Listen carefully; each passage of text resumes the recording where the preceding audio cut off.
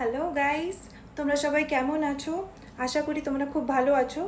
তো আমার এই ইউটিউব চ্যানেল, এটা আমার ফার্স্ট ব্লগ, সেটা আমি চাইলাম তোমাদের সাথে শেয়ার করি। তো ফার্স্ট ব্লগটা ভেবেছি যে মায়ের আশীর্বাদ দিয়ে শুরু করা যাক, তাই আমি মায়ের মন্দির থেকে ব্লগটা চালু করেছি। তো তোমরা পুরো ভিডিওটা দেখো, পুরো ব্লগটা দেখো। খুব বড় ব্লগ না, তো আশা করি তোমাদের সবার ভালো লাগবে। আর ভালো লাগলে অবশ্যই লাইক, কমেন্ট অ্যান্ড চ্যানেলটা সাবস্ক্রাইব করো। তো বেশি কথা বাড়াতে চাইছি না, চলো আসা যাক ব্লগে। তো ফার্স্ট আমি রেডি হয়ে একটা কুর্তি পরে নিলাম অ্যান্ড হালকা করে একটু সাজুগুজু করে মেকআপ করে নিয়েছি, লাইট মেকআপ করেছি, বেশি মেকআপ করিনি। তো তারপর আর কি বেরিয়ে পড়লাম আমার স্কুটি নিয়ে বেরিয়ে পড়লাম। তো দেখতেই পাচ্ছ রাস্তায় কতটা জ্যাম হয়ে রয়েছে, তাও অতটা জ্যাম এখানে দেখা যাচ্ছে না। মাঝখানেটা আমাকে সিন কাট করতে হয়েছে, ওখানে আমাকে অনেকক্ষণ ধরে ওয়েট করতে হয়েছিল। অ্যাকচুয়ালি আমার এখানে যাওয়ার পথে তো একটা রেলগেট পড়ে, তো রেলগেটের ওখানে না গেট পড়ে গিয়েছিল। তো গেট পড়ে গিয়ে মাল ট্রেন যাচ্ছে, তো আমার এই 5 মিনিটের যে রাস্তা, সেটা আমাকে লিটারেলি 20-25 মিনিট লেগে গেছে আমার ওখানে পৌঁছাতে। তোমাদের কি বলবো। আর তার মধ্যে এত গরম, সবাই জানো নিশ্চয়ই এখন অতিরিক্ত গরম পড়েছে সব জায়গায়, সবাই গরমে খুব কষ্ট পাচ্ছে। তো এত গরমের মধ্যেও তাও গেছি মায়ের মন্দিরে, মায়েরকে পুজো দেবো বলে, মায়ের আশীর্বাদ নেব বলে। তোমরা সবাই দেখো কিভাবে রাস্তায় এত ভিড় হয়ে রয়েছে। অ্যান্ড আমি গিয়েও ছিলাম শনিবারে ভাবলাম মায়ের আরতি দেখাবো। তো তোমরা দেখো কতটা ভিড় হয়ে রয়েছে, এবং এরপর দেখতেও পারবে যে মন্দিরে কতটা ভিড় হয়ে রয়েছে। আর সামনে এখানে দেখো লেফটে কারিগরের কাজ হচ্ছে রথের, ঠিক আছে। তো এখানে বড় করে রথ আবার নতুন করে তৈরি করা হচ্ছে, পুরানোটা ভেঙে। সেই রথের যদি ভিডিও তোমরা দেখতে চাও অবভিয়াসলি আমাকে জানাবে। তো জানালে তাহলে আমি সেই ভিডিওটাও তোমাদের কাছে আনবো। তো আলটিমেটলি সব কিছু প্রবলেম ক্রস করে গিয়ে এত সমস্যার মুখোমুখি হয়েও শেষ অবধি পৌঁছে গেলাম। সামনে দেখতে পাচ্ছ মন্দিরের গেট ওটা। তো মন্দিরের সামনে পৌঁছে যাই, এত গাড়ি রাখা, এত ভিড়, তোমরা দেখেই বুঝতে পারছো যে কত ভিড় হয়ে রয়েছে।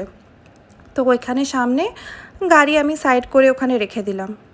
তো ওই সামনে দেখতে পাচ্ছ গঙ্গার ধার আছে, ওই দিকটা আমি দেখাতে পারিনি তোমাদের, এত ভিড় ছিল বলে।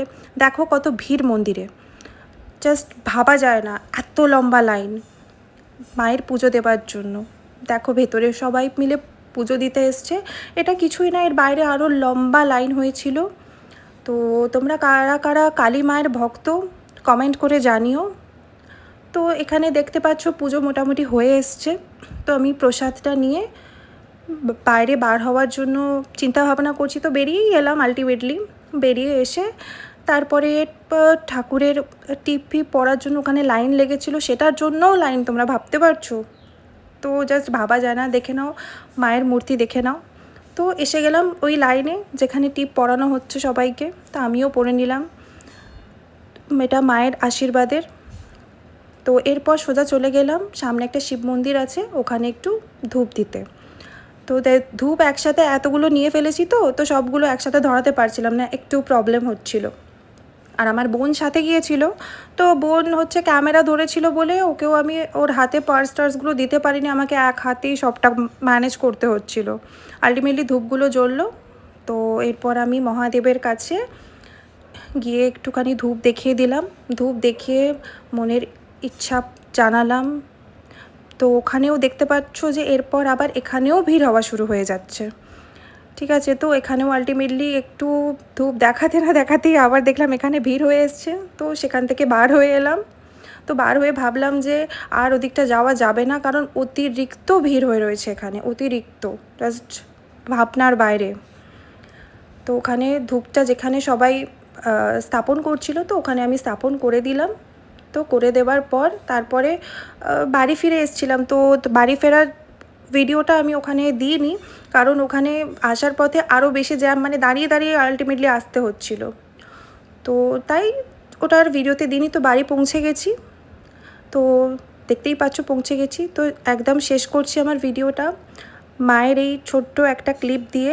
তো মায়ের আশীর্বাদ যেন আমার সাথে, আমার পরিবারের সাথে এবং তোমাদের সবার সাথে থাকে।